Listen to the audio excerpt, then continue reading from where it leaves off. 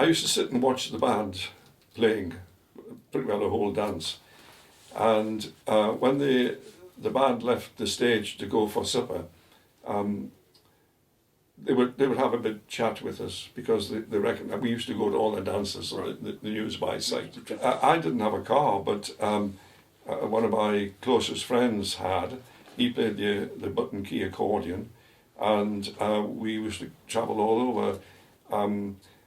I was living in Hexham, and we would go as far west as, say, Haltwhistle, over into Nenthead, into Weardale, up the North Tyne Valley as far as Bellingham.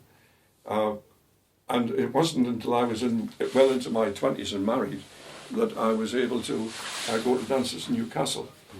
So we did travel. But the link with Shans, I got talking to Sid Chalmers one evening, and he said, why don't you come down and sit in the band and do a few tunes? And I said, you know, I'd be absolutely delighted. Well, I mean, it was, to be asked to play in Shan's band was just mind-blowing, to be honest with you. He said, well, come down after the first dance. And I looked at the programme, and it was the Duke of Perth. And I said to him, what are you going to play with that? Now, I should have thought, because I would have pretty well known what they were going to play. And he went, diddle-dum, diddle-diddle-diddle-diddle-diddle. I couldn't make out the tune at all. So I said, I'll decline that one. But I went for the next, which was a polka. Then there were some waltzes, and then there were some jigs. And I played 4 or 5 dances. And then he took over again. I played on his fiddle. At the end of the dance, he called me across and gave me his fiddle and said, would I play some solo stuff, which I did.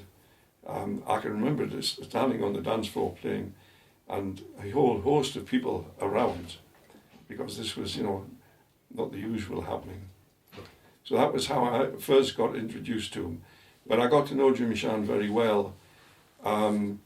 He came down to Northumberland as a guest artist on a couple of recordings we made for Radio Newcastle in 1973 with the Danelaw Band, yes. And I've got some photographs that might be of interest there.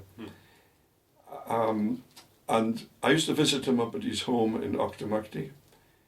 And there were times after he had formally retired, he still played.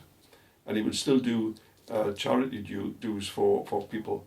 And he would phone up and say, I'm coming down to so-and-so, will you join me for the evening?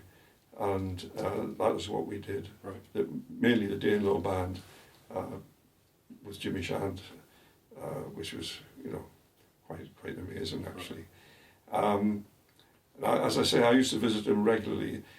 The last time I visited him, which would have been in the late 1990s, he asked his younger son, David, to go and get the wee melodeon. And David brought this in, and he struck up My Home, the waltz, My Home. And that's another occasion when the hairs on my neck stood up, and that was in his house. And he gave me a lesson on playing a 6/8 pint march that he'd composed.